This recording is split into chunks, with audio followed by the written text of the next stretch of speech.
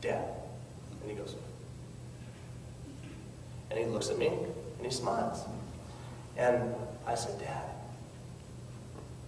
do you believe? Yes. I said, Dad, Jerry needs you. He's only seen you a couple times, little Jerry. I said, do me a favor. I said, you've always taught Sis and I to fight. Unfortunately, it was typically in the physical sense. But he always said, never give up. Never give up. When I was racing motocross, he'd say, son, if you crash and you get hurt, unless you're broken, you get up and you finish the race. You don't quit. You don't pull off. When you go into the boxing ring, win or lose, you don't quit. You leave it in the ring. Give it all you got. And so, since I've always wondered if you had any say in life or death, I wanted just to know that my dad practiced what he preached, that he didn't give up, that he didn't quit. And then whatever God's will was, that's okay. I just want to know that he led by example. And so I talked to him about that. I said, you've always taught Sis and I to fight. You've always, man, don't give up. Finish the race. I don't care if you win or lose. I just want you to do your personal best. That's all a dad can ask for. So I said, Dad, fight. Don't give up. If you have a choice, give it your all. And he lifted his hands and he made fists. And I said, and he shook them the best he could. And I said, are you telling me you're going to fight? He said, I said, are you telling me you're not going to give up? He said, I said, I love you, Dad.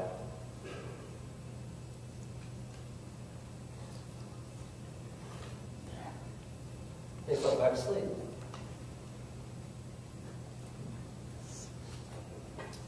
So, over the next 23 days in intensive care, most people died around us. A lot of people don't make it out of intensive care. And every 3 or 4 days, the doctor would come in and tell my stepmom and I, well, believe it or not, one of his lungs is improving a little bit, but his kidneys are getting worse, or his liver's not coming back. You need to make a decision. I said, well, my dad always said he never wanted to be kept alive. And I said, well, we decide to give him a chance. We decide to give him a fighting chance because he's a fighter. They said 5%, that's 80% for my dad. And then he'd get better. They'd come in and say, I can't believe it. His liver's getting a little bit better. Oh, but all of a sudden his lungs would harden. He developed acute respiratory distress syndrome, shock lung. And this will kill him. We'll sedate him, but he won't live. You need to make a decision. And we'd say, well, we choose life. We choose a fighting chance. And then 3 or 4 days later, he'd come back in our little 2 minutes that we got to see him every 2 or 3 days in the morning. And they'd say, I can't believe it. He's getting better. This is getting better. And I said, I believe it. And then they said, Tommy, if he lives, he'll be brain dead. Because he went without oxygen for so long that he'll be like a child. He won't be the same. And a funny story is one day he told me, he said, son, he goes, shut those damn dogs up. And I said, dogs? He goes, yeah, they won't stop barking. If they don't shut up, I'm going to eat them. Eat them? It's different. I don't know what they do in Oklahoma.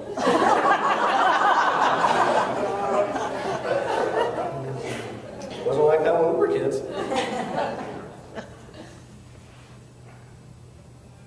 One day he was trying to write something because he had a little trach in his mouth. He couldn't talk. He was writing in the air, telling me what he wanted to say. And I was like, R-E-M.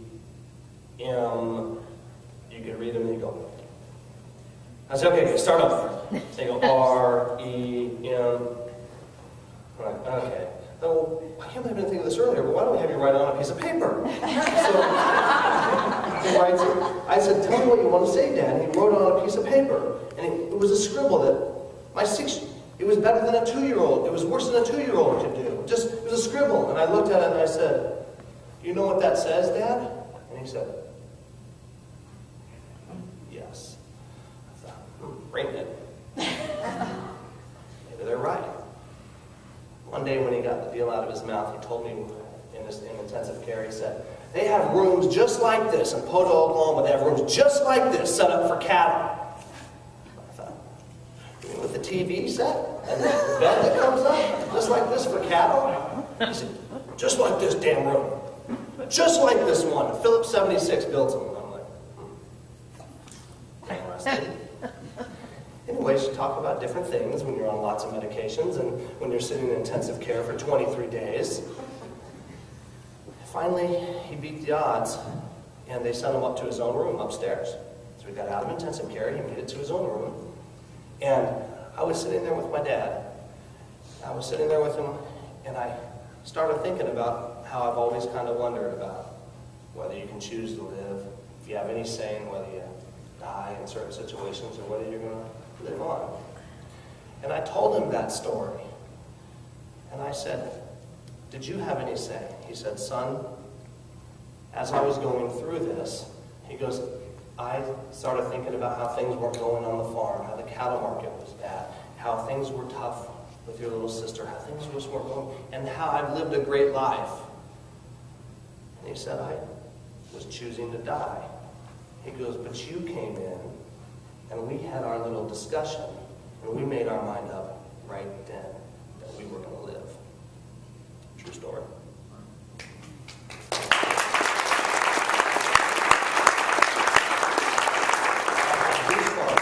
Go through my entire body.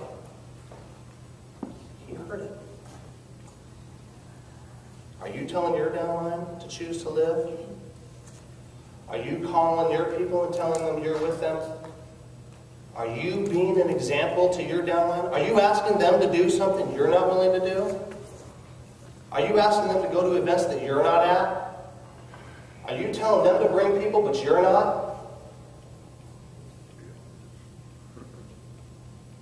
Teach these things. Are you telling them to go upline but you're not filling your upline's calendars? Teach them. But only use words if necessary. If you want to be successful, this is what you do. See, because I chose to build this business when my personal timing wasn't so great, we were able to purchase the home directly behind ours on a short sale when the market turned, and my dad decided to move back. Now he's coming to the basketball game in 30 minutes that I have to head out for right after I'm done in 30 seconds.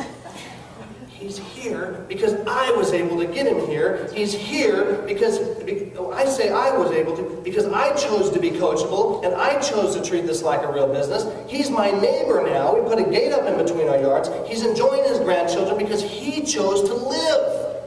So I tell you, choose to live. Choose to live. Regardless of what his body was telling us and telling the doctors, he chose to live. Well, choose to live while you're here. Choose to live, choose to build, choose to love, choose to be coachable, choose to treat it like a real business. And let's have a great time together. God bless you guys.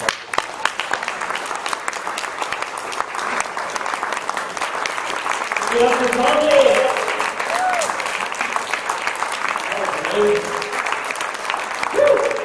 You guys have a great day today?